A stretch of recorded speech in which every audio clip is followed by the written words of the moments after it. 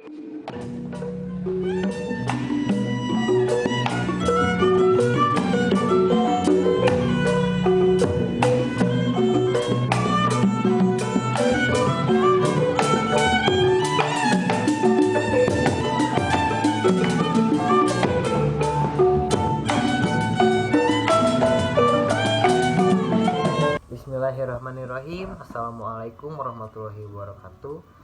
Perkenalkan, nama saya Ihsan Agung dengan NPM 202050040. Di sini saya dan rekan-rekan saya yang tidak bisa hadir secara berbarengan, kami ingin sedikit menjelaskan tentang bagaimana secara konsepsional dasar pelaksanaan sistem presidensial di Indonesia pada praktek pelaksanaan sistem pemerintahan dengan pendekatan konstitusi, Undang-Undang Dasar 1945 dan juga Pancasila sebagai ideologi negara.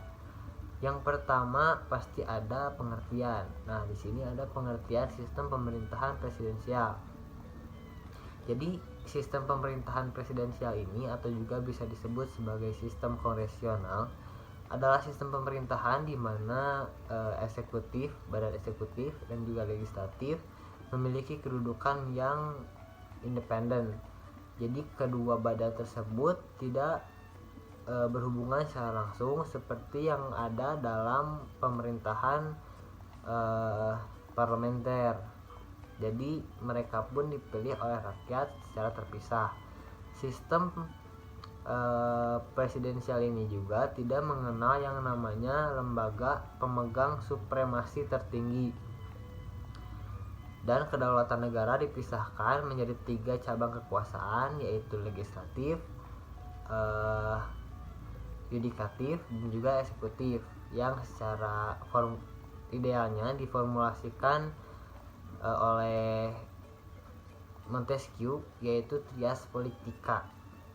Presiden dan wakil presiden ini nantinya dipilih oleh rakyat untuk masa kerja yang lamanya nanti akan ditentukan oleh konstitusi.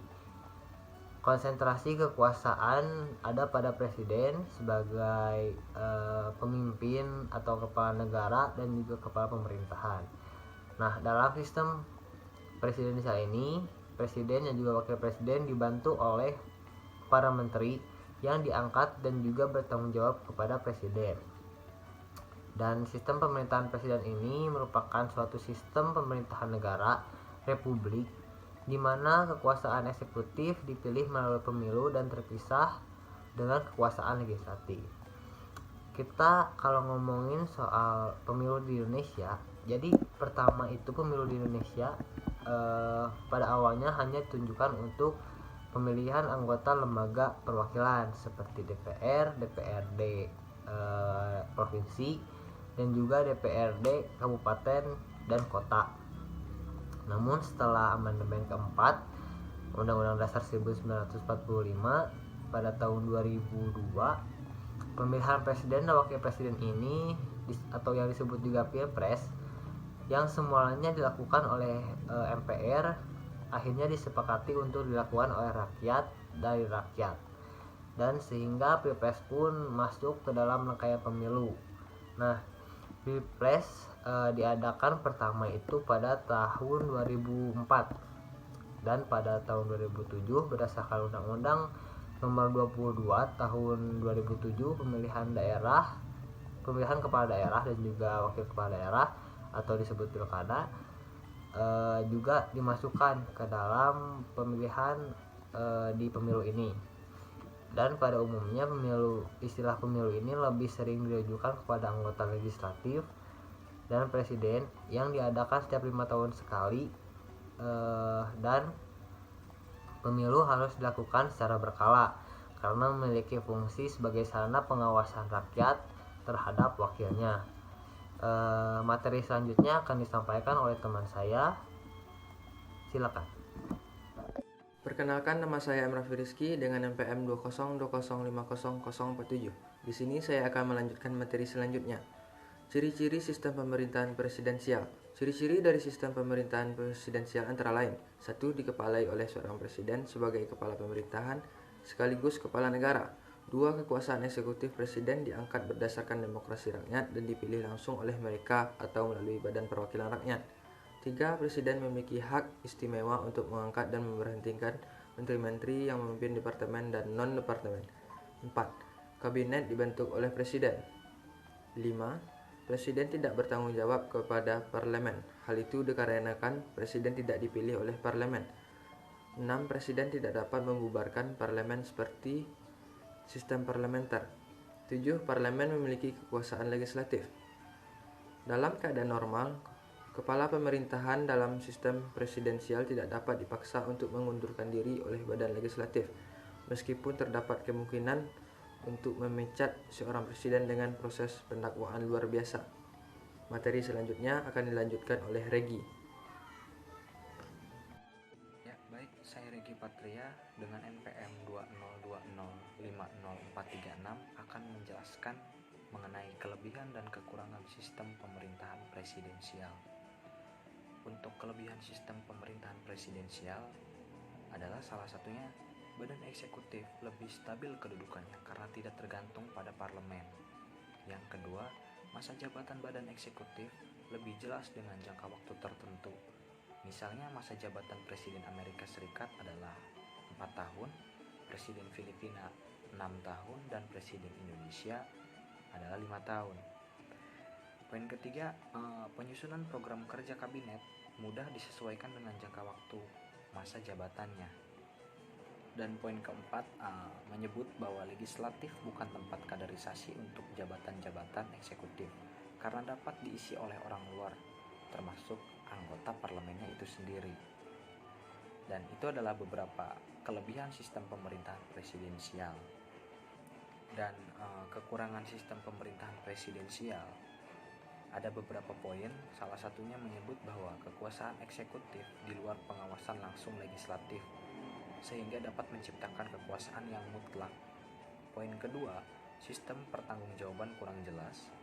Poin ketiga, pembuatan keputusan atau kebijakan publik pada umumnya hasil tawar-menawar antara eksekutif dan legislatif, sehingga dapat terjadi keputusan tidak tegas dan memakan waktu yang sangat lama.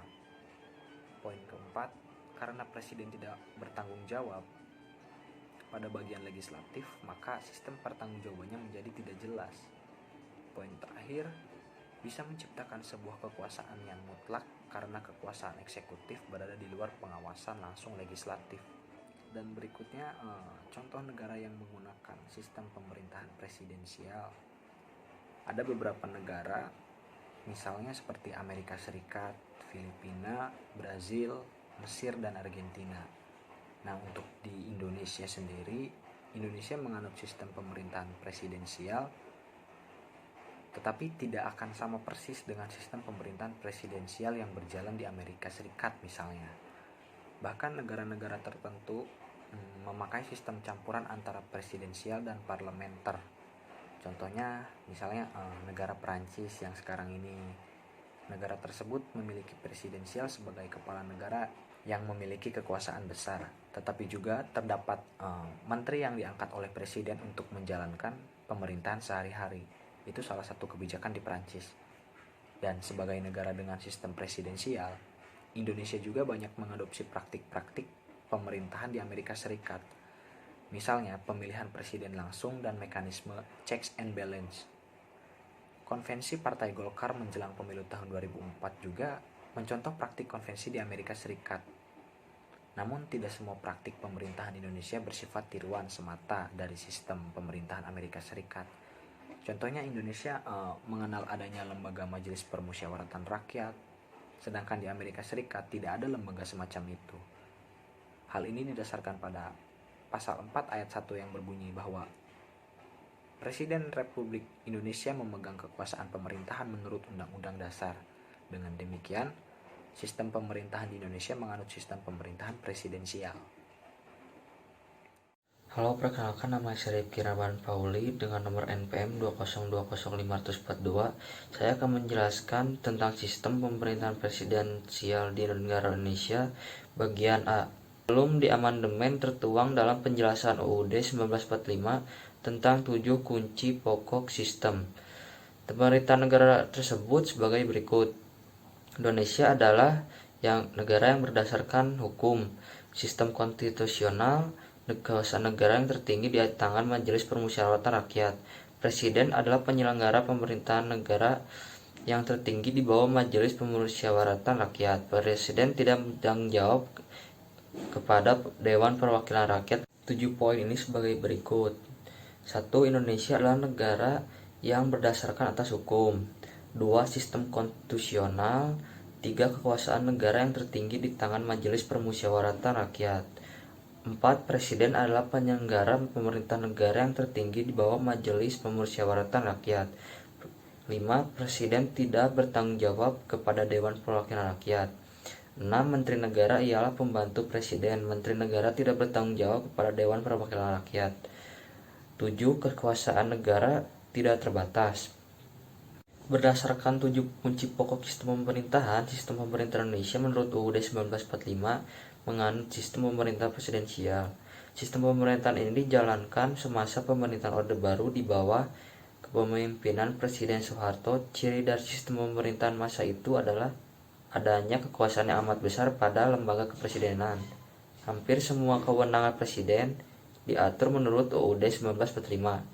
Tersebut dilakukan tanpa melibatkan pertimbangan atau persetujuan DPR sebagai wakil rakyat. Karena ini tidak adanya pengawasan tanpa persetujuan DPR, maka kekuasaan presiden sangat besar dan cenderung dapat disalahgunakan.